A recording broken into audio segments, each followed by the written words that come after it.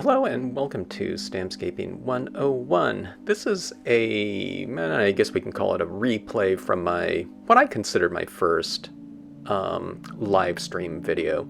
I had done live streams in the past, but it was really infrequent and I was using some different software. That was very confusing and I always used to forget completely how to use it every time I used it, so...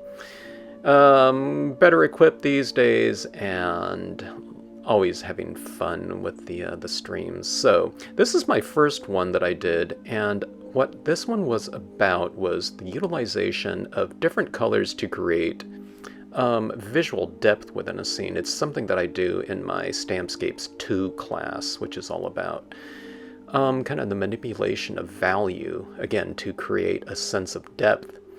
And one of the things that I do in there is I have people pick out any kind of color scheme, and I have them line out their pads or inks, it could be a re-inker, from light to dark in whatever color scheme they have chosen, okay? And what we do is we utilize lighter tones to represent imagery that is farther back in the distance, okay?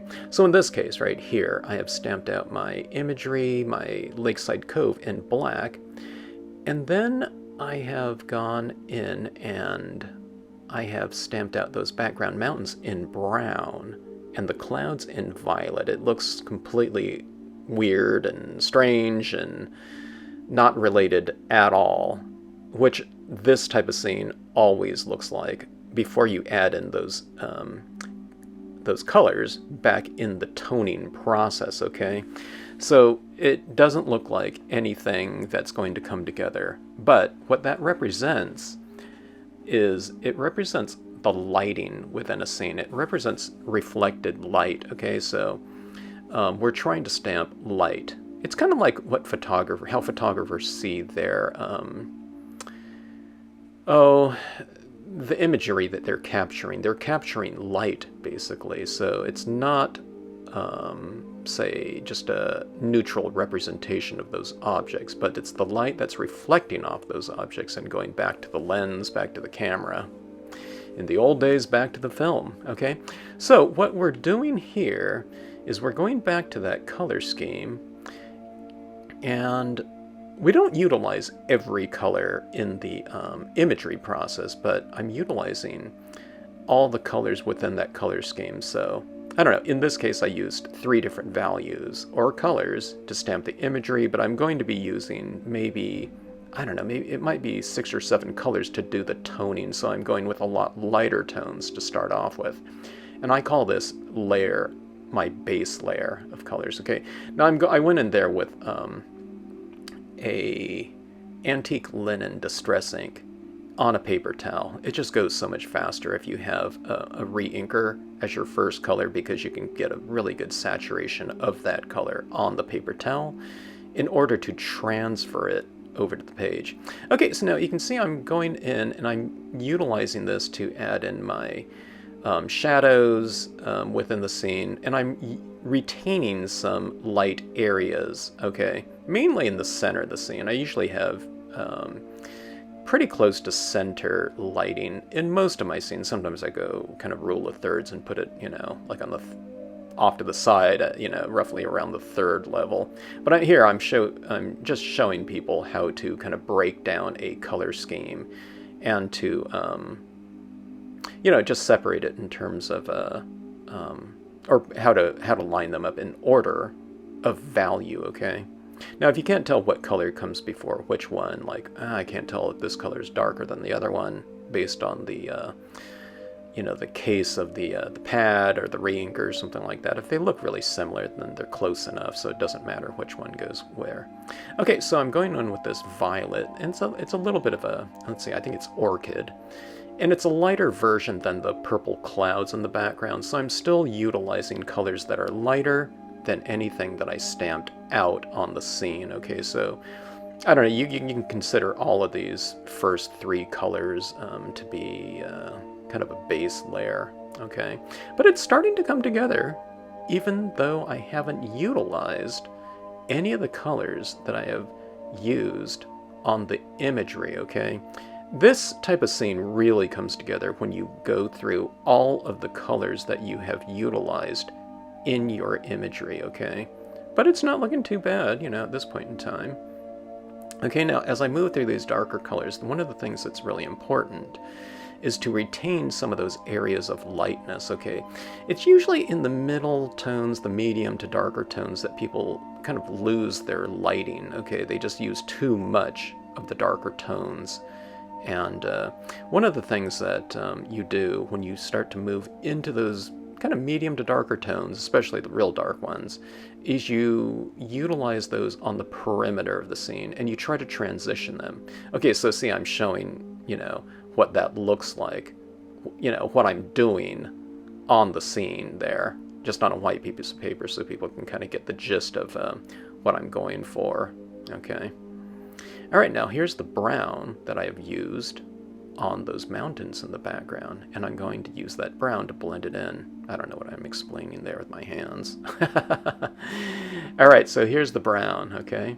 Now you see that brown is merging kind of optically with the brown mountains, okay? So it's kind of, we're bringing in, I mean, it's color, but it represents light. So you can say you know, I'm bringing in that light now into the actual scene, and that's incorporating that color of image stamped into the scene, okay? Now sometimes it still looks really weird, and it, you know, it doesn't come together until I stamp out, or I color in the scene with the same colors as those, in this case, the Lakeside Cove. You know, I think the Lakeside Cove, I can't remember, that might have been a dark brown there instead of a black. Sometimes I just retain the use of black for only the foreground objects. Now, right now, the Lakeside Cove is the foreground. It's the closest thing to us, but I'll utilize some different images to push depth even further later on. Sometimes I like to wait and see what the scene is looking like, how dark it gets, etc., before I add in my foreground. And then I adjust my foreground accordingly, rather than kind of having the foreground in there and, you know, kind of being stuck with it, okay? Now see that? I'm going darker. I think, is that black? I think I'm using black there. It doesn't look black because I'm using more of a dry version of it so that it looks more kind of gray. And it doesn't look gray because I'm blending it over the top of that other imagery in there, okay? So it's kind of a lighter version of black, but see that right now? We have that really strong vignette working in there. And the black has, I think it was black that I used, and the black has now merged in with the black imagery, the Seaside Cove. Okay, now, you know, toning in with a paper towel, it's not the most ideal tool for detail. So I'm showing people in my live stream where the details are, where the shadows are on the design. Sorry about this, is out of focus. It looks like it's focused in on my hand there. I was still getting used to the live streams, and my camera works differently when it's shooting live than if I'm just shooting a video for some reason. I don't know, it locks into focus sometimes. Let's see, I need to, still out of focus. But anyways, what I've done is I've kind of anchored those rocks in there by making the base of them darker, okay, and that was with the alcohol inks. And the alcohol inks, the colors that I used were the kind of the same colors that I toned in the scene with. So I work in themes of colors no matter what media I'm working on. Now this happens to be on glossy cardstock. Okay, stamping our foreground in a nice dark black right here. And I'm holding this down a little bit longer so for that, allowing the ink to transfer, because that page on the outside edge is pretty juicy and saturated with ink, okay? Glossy cardstock, though, is porous, so it will accept the inks just fine, but if they're pretty wet or damp, and the pulp is damp, you know, as well as the surface, it could resist a little bit. So you just hold the stamp down a little bit longer. I mean, it just depends what inks you're using. Some inks are thicker than other ones. I'm using the Marvy here, so they're pretty thin, so they penetrate really easily. But there we have our depth right there. So see, it really pushes depth in the scene to utilize those values. You have dark foregrounds, slightly lighter kind of midgrounds, lighter backgrounds, and even lighter yet, the areas of the clouds represent the most distant objects. Those ones are very light. So again, I mean, this is a really good way to utilize those values in place. And to me, if you look at photographs or something like that, I don't know, this would probably represent something around, dusk or something like that. Kind of that lighting. The photographers call it the golden hour. That's kind of the look I'm going for in this piece. And you can do this with grayscale too if you want to make it look kind of monochromatic, like a old black and white photography or new black and white photography. I love, contemporary black and white photography and all that grayscale. But again, it's just, but what it comes down to is it's the utilization of values, okay? All right, now here's my white pigment ink. And watch what I do with this one. Watch these trees, the most distant trees on the lakeside cove. Oh, okay, I'm going up into the clouds first. I'm kind of mellowing out some of those applications up there. I don't know if you can really tell what I'm doing up there because it's just a very light application of white into a light area, but hopefully you can see it kind of, those clouds getting a little bit softer and billowy looking, airy looking. Now see, when I put it over those trees in the distance, doesn't it look like those trees are farther back? And again, it's kind of the utilization of value. I'm lightening up those most distant trees, and plus it looks like the light is hitting those trees and kind of illuminating them a little bit. It's putting maybe some illuminated moisture in the air into the scene. And I think it gives a lot of atmosphere like that, okay? I'm adding it around those clouds in the lighter areas. I don't put this illuminated fog, like say, in the darkest of areas, because if it's something that's like deep in the shadows, you're saying that light isn't hitting in those areas. So it's usually the most effective place to put this is in an area that's light or white still. Some white of the paper since I'm using white pigment ink, okay?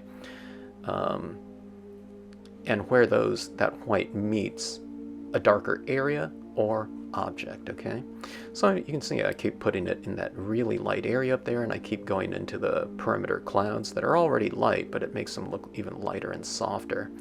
And you can see I'm focusing it mostly in that area within the water and those rocks surrounding that lit area. And again, right up in the sky. So it's kind of a light source and reflected light area, especially being that this is water, and water tends to be a very reflective type of surface or element. All right, let's see. So that was a very soft application of illumination. And one of the things I like to do is I like to balance that off with very crisp applications of, I don't know, something that represents light, okay? So cotton ball and pigment ink, adding kind of a translucent application of tone. Now again, I'm showing people where the objects are lighter in the stamp designs themselves, okay? So in this case, those lakeside cove areas, I'm putting a little bit of white on the top surface of those rocks, okay? So again, those rocks are being top lit in this case, so I'm putting some highlights on the tops of those rocks. Here's some trees here. They kind of, they're very dark and whatnot, and they kind of blend in with the background, but I'm pulling them out a little bit with a little bit of texture, so like a few little dots on some of these limbs. You don't want to add too many, otherwise it'll look like you put Christmas lights on them.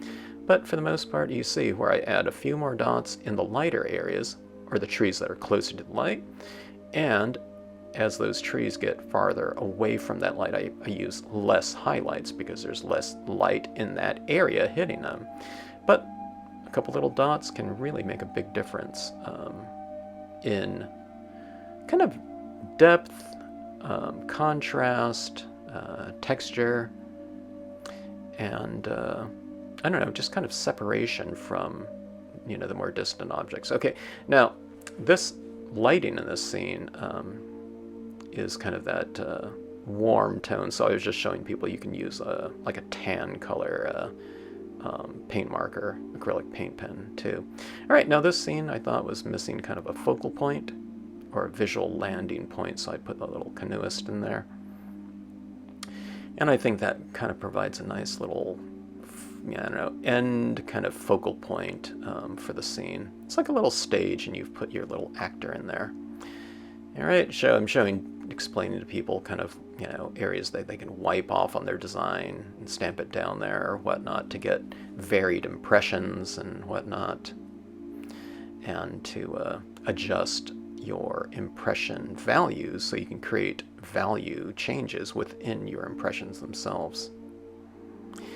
All right, so anyways, that is the scene right there. This one was a 4 1/4 by 10" across. I used to do 4 1/4 like by 11, but then I didn't have anything to mount the scene on, so I started cutting an inch off the edge there. It's like, you know what I mean? It's like a half page, but elongated, so that slimline format.